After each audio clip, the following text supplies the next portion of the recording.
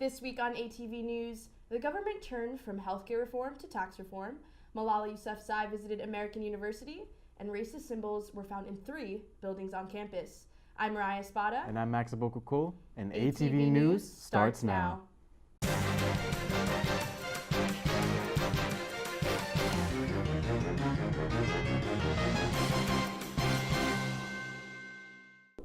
A Bronx bully teen is charged with murder after stabbing 1 student dead and leaving another wounded.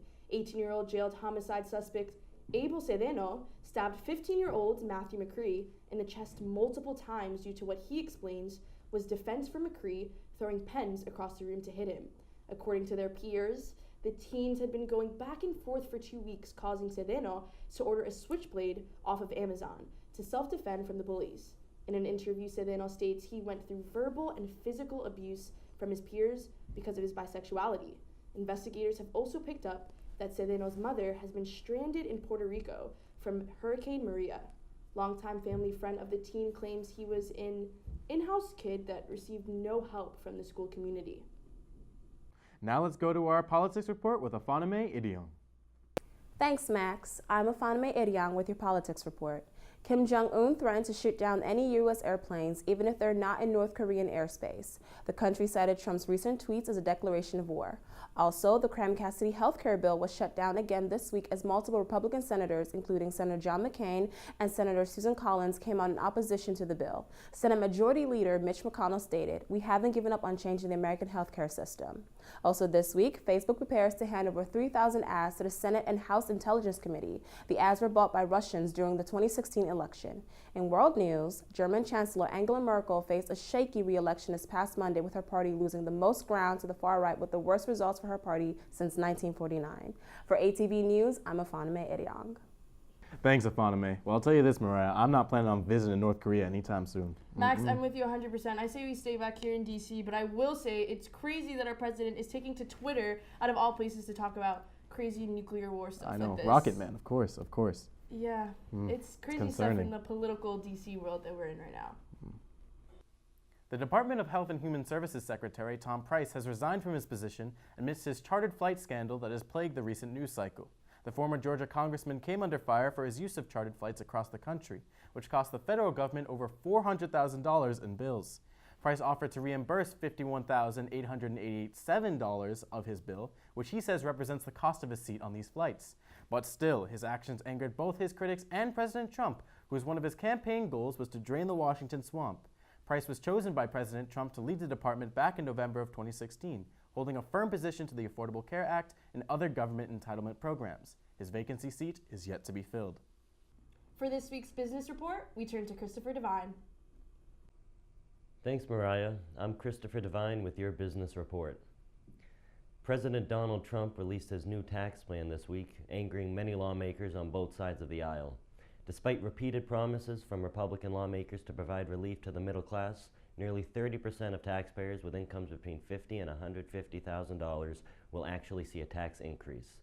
Many Republicans are criticizing the new tax plan. Senator John McCain, being one of them, said rewarding the 1% at a time when the gap between the haves and have-nots is at a record high is not wise economically and certainly not wise politically. Now on to the market. The Dow posted its first 8-quarter win streak in over 20 years. The S&P 500 closed at a record high Friday, partly because of exponential gains in technology stocks on the final trading day of the quarter. The Nasdaq rose more than 0.5%, placing it at a 50th record close for this year. Now on to campus news. Did you miss the career fair last Wednesday? Well, you're in luck. You have another opportunity to connect with employers by submitting your resume to them via AU Career Web by Friday, October 6th.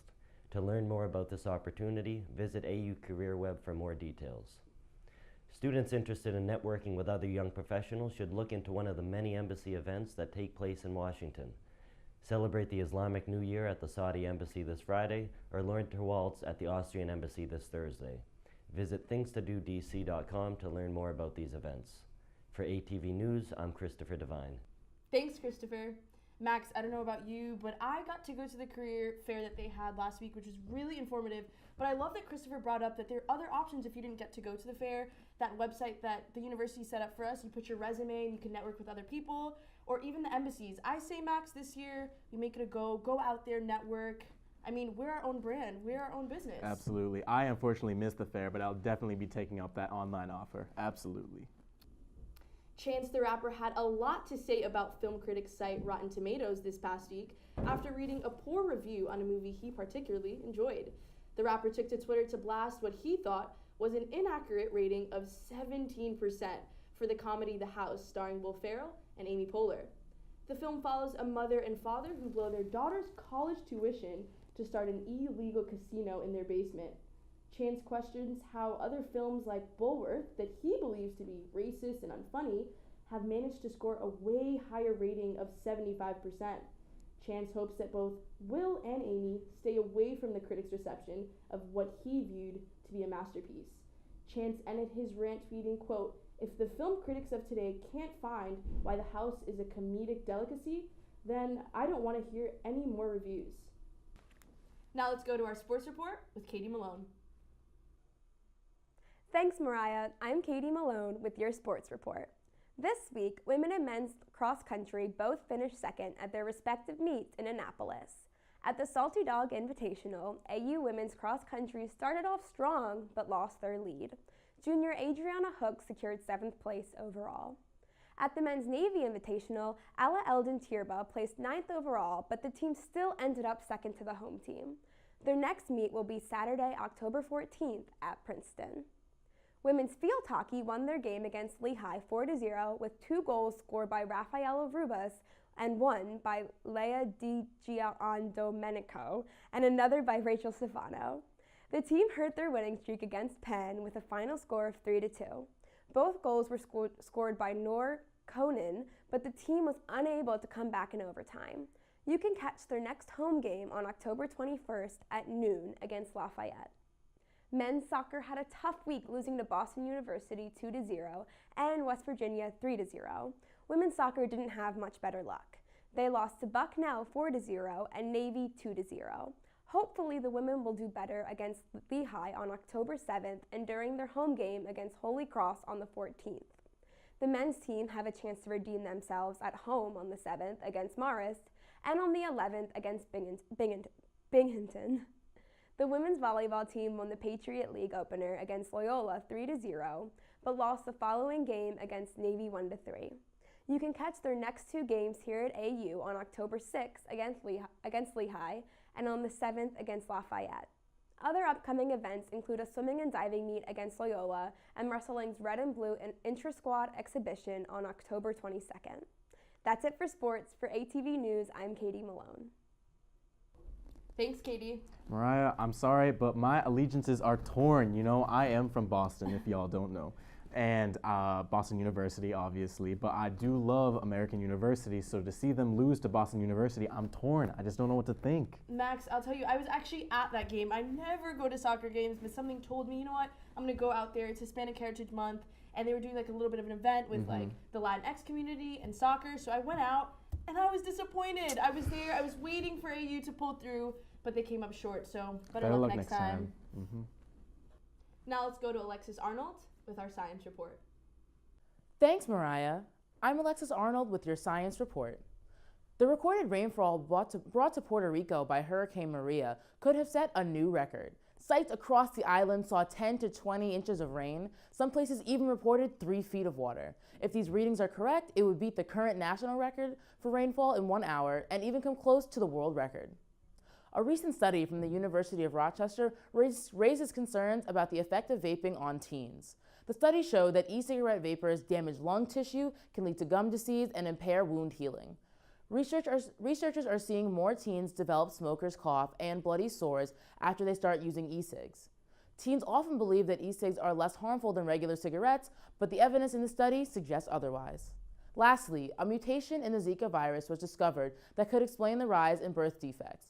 Although the Zika virus was discovered decades ago, it wasn't until the 2015 outbreak that the virus started causing infant microcephaly, a birth defect characterized by a small head and brain. A recent report in Science magazine presents evidence that a single genetic mutation in the virus led to the dangerous defects. Director of the National Institute of Allergy and Infectious Disease, Anthony Fauci, said, "The evidence is pretty convincing that the mutation at least plays some role in the problems we are seeing now." For ATV News, I'm Alexis Arnold.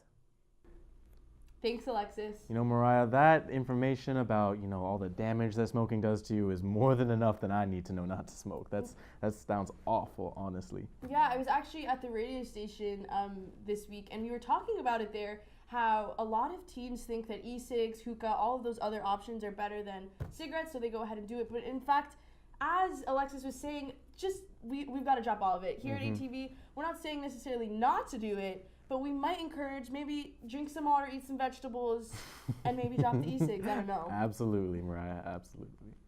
Hugh Hefner, founder of Playboy magazine, was found dead in his home Wednesday of this week. The famous Hollywood bachelor is often attributed to be one of the catalysts of the 60s sexual revolution. He is credited with the success of his multi-million-dollar business empire, but also influencing American culture throughout the rest of the 20th century to today.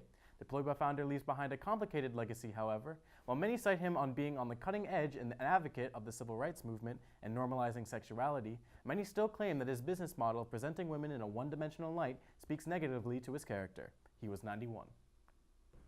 Now let's see what's happening around the world with Malala Yousafzai. Thanks, Mariah. I'm Malala Yousafzai with your World News Report. Thousands of supporters are expected to turn out to vote on whether Catalonia will secede from Spain. Catalonia is an autonomous region in northeast Spain.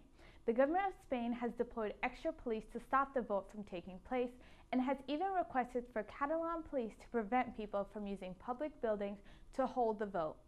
Spanish Prime Minister Mariano Rajoy has said that the vote is against Spain's constitution. Catalonia accounts for 15% of Spain's population and 20% of its economic output. Workers in South Africa have taken to the streets to protest state corruption and job loss. Protesters held signs saying President Zuma must fall and sang anti-Zuma songs. The Congress of South African Trade Unions is calling on the president to create a commission to investigate allegations of corruption. The group released a statement saying that corruption has become endemic under this administration. They're accusing the government of working closely with private interest groups and elites. A stampede in Mumbai killed at least 22 people. A sudden monsoon downpour triggered a rush of people seeking cover under a pedestrian bridge. The stampede occurred during rush hour, and witnesses say that police and emergency officials were slow to respond, which added to the chaos. Police are currently investigating the situation. For ATV News, I'm Malala Yousafzai. Thanks, Malala. Wow, that sounds like a really complicated situation. Max, I know you know a little bit more about that. I was wondering if you could expand. Yeah, so Catalonia, as far as I know, it was brought attention to me that they actually have their own language, actually, Catalan. And because of this, they think that their culture is so distinct of Spain that they do not belong in the Union. However, I do understand the Prime Minister's plea of saying that this is illegal and that they can't do it. Only time will tell, really, if they actually get the votes in and declare their independence, but who knows? Yeah, tune into ATV. We'll see what happens with the story. As if Beyonce couldn't be any more perfect. Thursday night, the Lemonade singer released a song to benefit hurricane relief efforts. The surprise remix of J Balvin and Willie Williams' song Mi Gente will give all proceeds from its sales to benefit hurricane relief charities for Puerto Rico, Mexico, and other affected Caribbean islands. The singer's charitable efforts make her the latest musician to speak out about the affected areas and the perceived lack of urgency from the U.S. government in response to these disasters. Other artists that have also contributed to helping are Jennifer Lopez, Mark Anthony, and Rihanna, to name a few. So be sure to go out there and download the record to help their cause. Who knows? Maybe in the meantime, the song will even become the new Despacito. For our entertainment report, we turn to Julia Winning-Zimmer. Thanks, Max. I'm Julia Winning-Zimmer with your entertainment report. If you're up for a free movie, then the monthly movie with the Methodists is an event for you. Join them in Mary Graydon Center, room 200, this Tuesday, October 3rd. Free pizza will be provided, and a discussion will be held after the movie to speak about moral, ethical, and philosophical aspects of the film. Have you explored AU's lovely on-campus art museum? If not, then head down to one of their Friday gallery tours this Friday at the Katzen Arts Center. Tours with a complimentary tour guide are held from 11:30 a.m. to 12:30 p.m. Tours last about 45 minutes. No need to RSVP. Remember top 40 hits like Break Even, Hall of Fame, and For the First Time by The Script? If you're looking to relive some of your middle school memories, then come see The Script Monday, October 2nd at Lincoln Center. Doors open at 6:30 p.m. For ATV News, I'm Julia Wanning-Zimmer. Thanks, Julia. Max, I can't believe Julia brought up The Script. I haven't heard about them in years. They used to be my favorite band back in middle school. That's awesome that they're coming to the District of Columbia, but I gotta admit, I don't know if I'm gonna be able to snatch those tickets. Well, if you can't get those tickets in time, you can always go to the Cats and Art Gallery so you can visit their exhibit for free. That's what I'm gonna be doing anyway. You know what? You bring up a great point. If it's free, it's definitely for me. Absolutely.